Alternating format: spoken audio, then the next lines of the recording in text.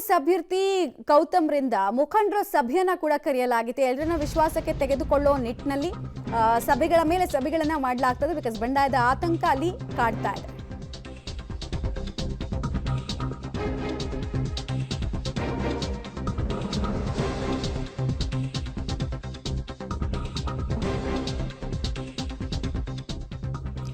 ಕೋಲಾರ ಕಾಂಗ್ರೆಸ್ನ ಒಡಕಿನ ಲಾಭ ಇತರರಿಗೆ ಆಗಬಾರ್ದು ಅನ್ನೋ ನಿಟ್ಟಿನಲ್ಲಿ ಗೌತಮ್ ಅವರು ಸಭೆಯನ್ನ ಕರೆದಿದ್ದಾರೆ. ಇಲ್ಲಿ ಎರಡೂ ಬಣದ ನಾಯಕರಿಗೆ ಆಹ್ವಾನವನ್ನ ಕೊಡಲಾಗಿದೆ. ಪ್ರಮುಖವಾಗಿ ರಮೇಶ್ ಕುಮಾರ್ ಹಾಗೂ KH ಮುನಿಯಪ್ಪ ಗುಂಪಿನ ನಡುವೆ ರಾಜಿಗೆ ಯತ್ನಿಸಲಾಗಿದೆ. ಈಗ ಅಭ್ಯರ್ಥಿ ಗೌತಮ್ರಿಂದ ಎರಡೂ ಗುಂಪಿನವರ ಸಹಕಾರಕ್ಕೆ ಮನವಿಯನ್ನ ಮಾಡಿಕೊಳ್ಳಲಾಗ್ತಾ ಇದೆ. ರಮೇಶ್ ಕುಮಾರ್ ಗುಂಪಿನ ಶಾಸಕರು ಮತ್ತು KH ಮುನಿಯಪ್ಪ ಗುಂಪಿನ ಮುಖಂಡರೊಂದಿಗೆ ಈ ಸಭೆ ನಡೆಯಿತು. ಸಭೆಗೆ ಸಂಬಂಧಪಟ್ಟಂತಹ ಫೋಟೋ ಕೂಡ ಲಭ್ಯ ಆಗಿದೆ.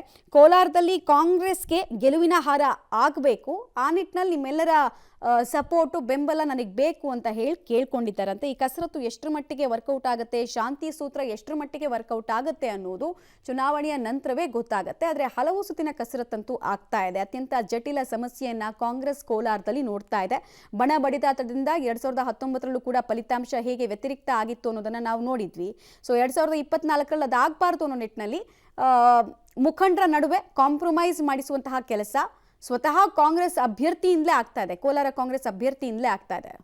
KH ಮುನಿಯಪ್ಪ ಅವರು ಬೇಸರವನ್ನ ಹೊರಹಾಕಿದ್ದಾರೆ.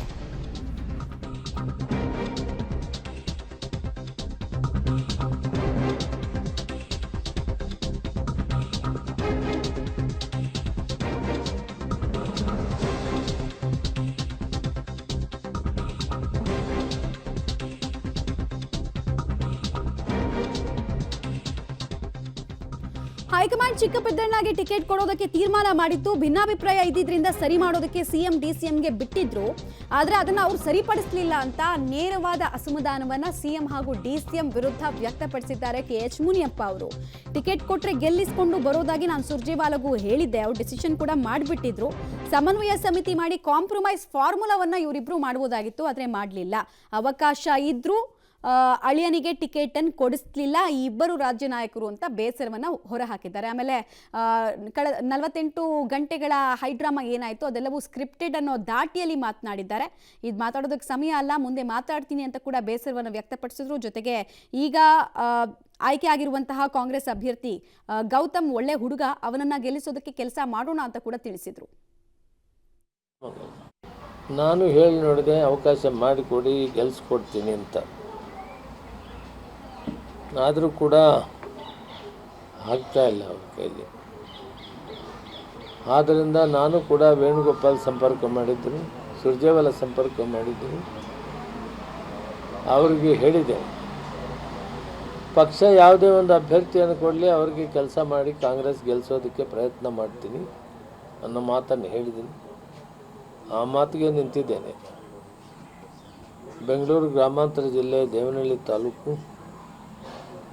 ದೊಡ್ಡಬಳ್ಳಾಪುರ, ಹೊಸಕೋಟೆ, ನೆಲಮಂಗಲ ಇವೆಲ್ಲವನ್ನು ಕೂಡ ಬೆಂಗಳೂರು ಗ್ರಾಮಾಂತರ ಜಿಲ್ಲೆಗೆ ಬರ್ತದೆ.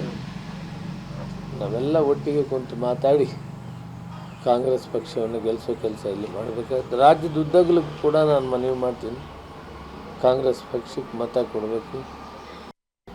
ನಾನು ಹೇಳಿ ನೋಡಿದೆ.